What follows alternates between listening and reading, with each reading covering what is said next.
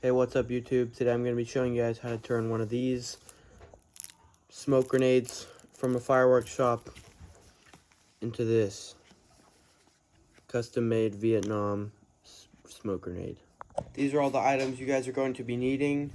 The grenade, of course, cardboard from this side of a box, as well as some more just scrap cardboard pieces. One's got to be thin, like cereal box. Scissors, glue gun, a spoon. It can also be a piece of sheet metal, maybe even a hard plastic spoon. And whatever color your grenade is going to be, you're going to need paint of some kind. And then a white pen as well.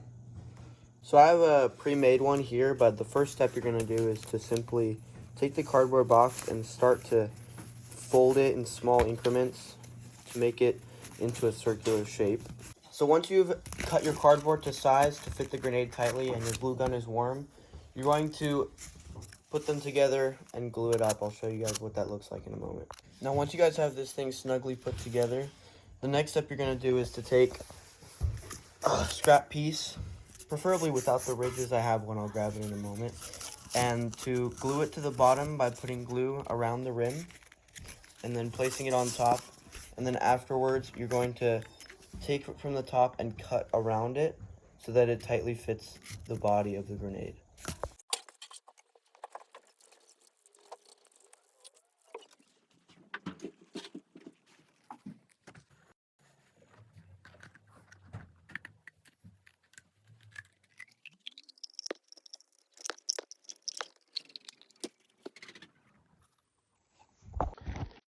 Next step, guys, is going to be to open the grenade.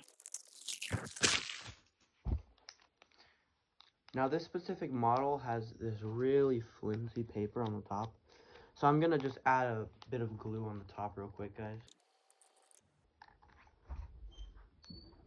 Now make sure, if this is your problem, to only put a little bit, because this paper needs to come off when the smoke grenade is in use. So don't put too much glue on there. You don't want it to stick on when the grenade pin is pulled. Make sure everything fits properly. See how mine is a little bit under it? If that's your issue as well, you're going to need to fold a few pieces of cardboard on the bottom and glue it together till you like the height of the grenade, so that just the outside of this is out of the grenade. So about there would be where you want it. So the pin can be pulled easily, but you're not exposing too much of this top. So what you're going to do after you put the cardboard insert inside and your grenade is to where you want to have it, right at that line, you're going to take your thin cardboard and cut out a rough outline of what's here on the top. Make sure that whatever decals on the bottom, it's going to be painted over, but I like to do it that way.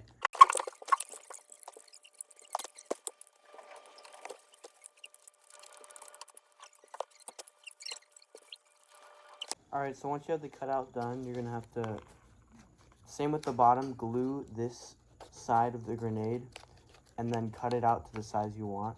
And you can see these access gaps here where the grenade is kind of sticking out. I would recommend just filling that with hot glue. It dries pretty quick, so it won't seep in too far. It just helps the grenade sit in snugger.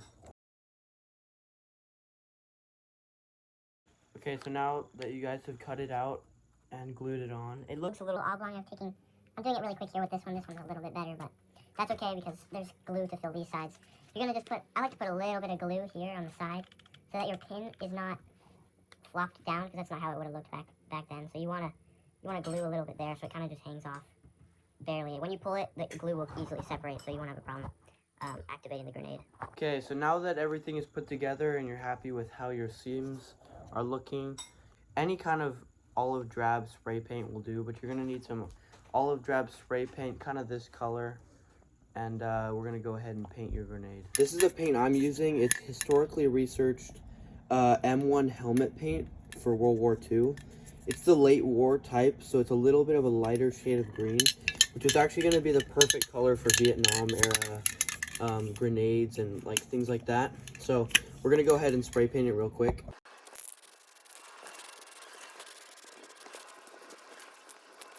Okay, so the next step you guys are going to do while your grenade is drying is to take a spoon, a really hard plastic one or a metal one preferably, and take some wire cutters and cut the spoon off of it so you can kind of make a grenade spoon out of it.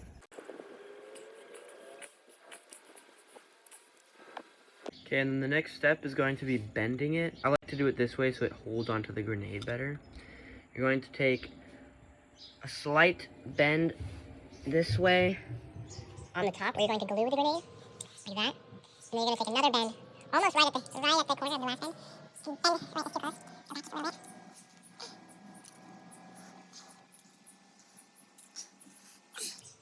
And then you're gonna have a shape like this.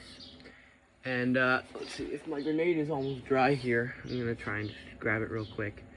Yeah, on the cardboard it's dry. It dries pretty quick on cardboard.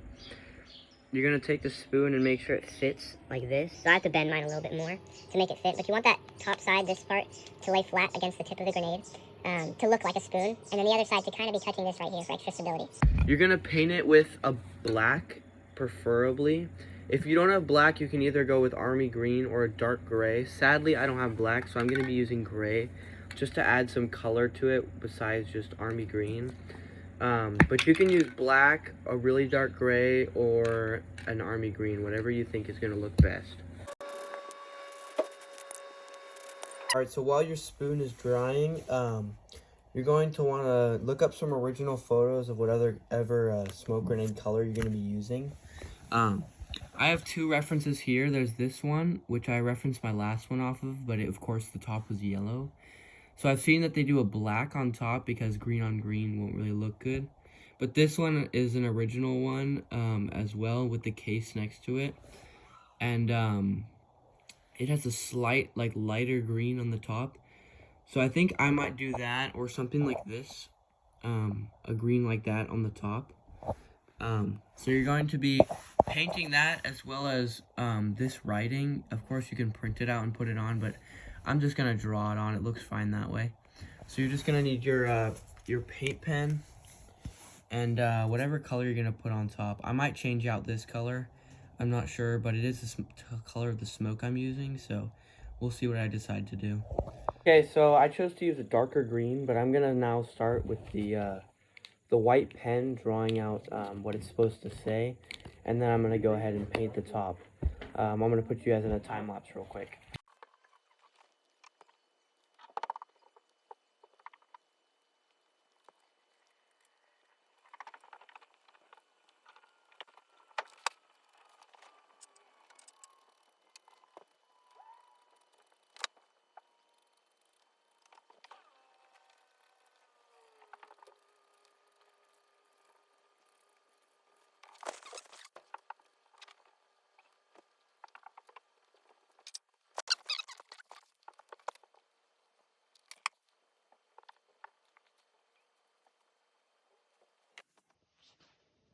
Alright, so once you guys are happy with the writing as well as the paint, you can go check on their spoon and how dry it is. I'm definitely more proud of the writing on this one, but I like the paint better on this one. I used a better brush. So, I mean, you can always spray paint back over it if you want to try again, but I think they look fine for the purposes they're going to serve, so I'm just going to leave them like this and go get my spoon. Also, while things are drying, make sure to paint the bottom as well. You don't want it to be this brown color. You want to make sure that it's painted green like this. So go ahead and paint it green just like this whenever the process lets you have time for that.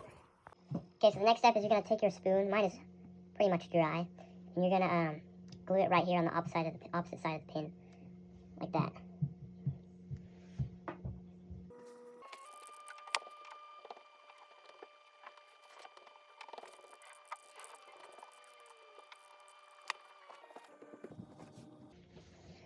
Okay, so as you can see, I glued on the thing. It's drying still, but you can see I put a lot of glue on there. And that's kind of what you want to do because you want it to stay on when it's running around. I mean, it's just glued by super glue, and it's way heavier than the object you're carrying. So, and there's a part where it can catch. So you really want to make sure it's stuck on there good.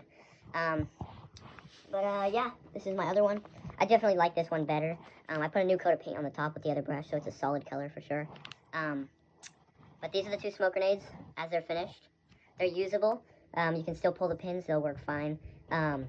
You can also build these without the grenade inside if you just want to build your own replica. If you're just getting into reenacting and you don't want to go buy a replica one, you can make these. Of course, you have to make your own fuse, but you can just shape them out of cardboard in the same way we did the body. Just look up photos online of originals. I do have some replica smoke grenades, but these ones I needed to build myself so I can make them more usable. So this is a great alternative to just using those cheap, crappy looking ones that you saw what's inside of these. Having those on the field is definitely not as good as having these, you know, somewhat accurate replicas. So I hope you guys learned something. I hope you guys can use this in whatever you're trying to do. And I'll see you guys in the next one. Thank you, YouTube.